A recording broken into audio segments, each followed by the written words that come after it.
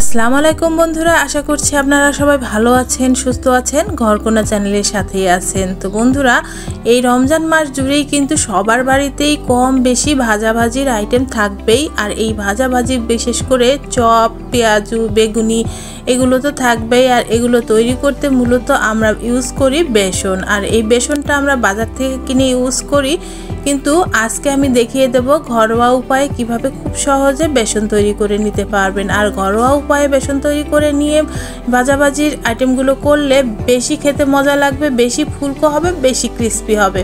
তো বন্ধুরা, আশা করছি বরাবরের মতো আমার আজকের ভিডিওটি আপনাদের অনেক অনেক ভালো লাগবে। তাহলে চলুন বন্ধুরা, কথা না বাড়িয়ে আমরা বেসন তৈরি করতে চলে যাই। আমি কিভাবে বেসনটা করছি দেখিয়ে দিচ্ছি।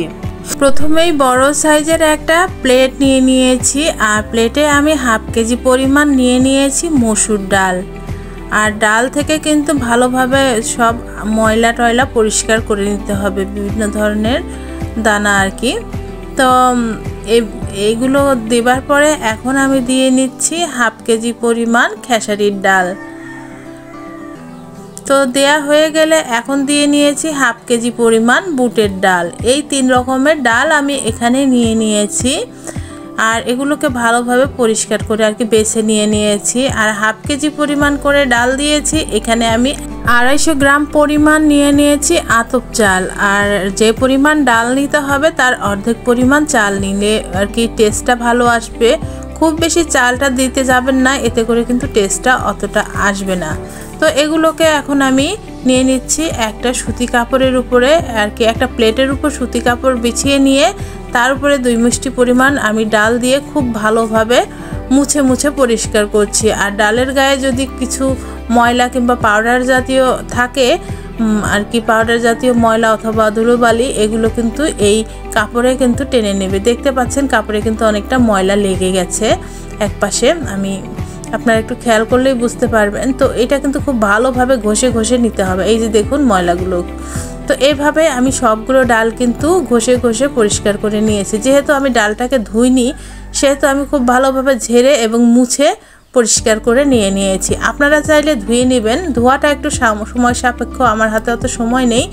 ধুয়ে আপনারা 2 দিন রোদ দিলেও হবে। তো আমি কিন্তু এখন এইটাকে আর কি খুব ভালোভাবে ভাঙিয়ে নিয়ে এসেছি হচ্ছে পার্শ্ববর্তী রাইস মিল থেকে। আর ভাঙিয়ে নিয়ে আসার পরে এখন চেলে নিচ্ছি।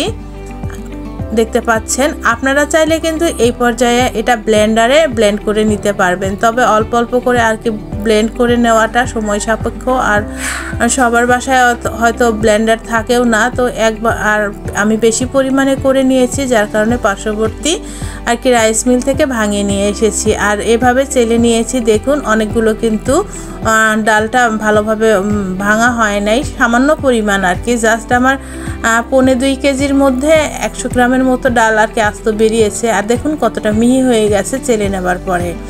এখন এটা দিয়ে আপনারা পেঁয়াজু, বেগুন যা খুশি বানিয়ে নিতে পারবেন, চপ। আর আমি একটা কাচের বয়ামে রেখে দিচ্ছি এগুলোকে। চাইলে কিন্তু এই রমজানে আপনারা এভাবে আর কি বেসন বাসায় প্রস্তুত করে আর কি ইউজ করতে পারেন।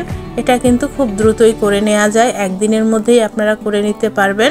আর এগুলোকে আমি অন্য একটা বয়ামে আর কি ট্রান্সফার করব। এগুলো বেঁচে গেছে আর এই বয়ামটা আমি ভর্তি করে নিয়েছি। নেক্সটে আমি এই বেসনটা দিয়েই আর কি বেগুনি ভেজে শেয়ার করব, দেখবেন কতটা ফুলকো হয়। তো বন্ধুরা, এই ছিল আমার আজকের ভিডিও। আশা করছি আপনাদের অনেক অনেক ভালো লেগেছে। ভালো লেগে থাকলে পরে অবশ্যই এখনই একটা লাইক করে দিয়ে আমার চ্যানেলটি সাবস্ক্রাইব করে আমার চ্যানেলের পাশে থাকবার অনুরোধ রইল। ফেসবুক থেকে দেখে থাকলে প্লিজ লাইক এবং ফলো করে দেবেন। আর বেশি বেশি করে ফ্রেন্ডস অ্যান্ড ফ্যামিলির সাথে শেয়ার করে দেবার অনুরোধ রইল।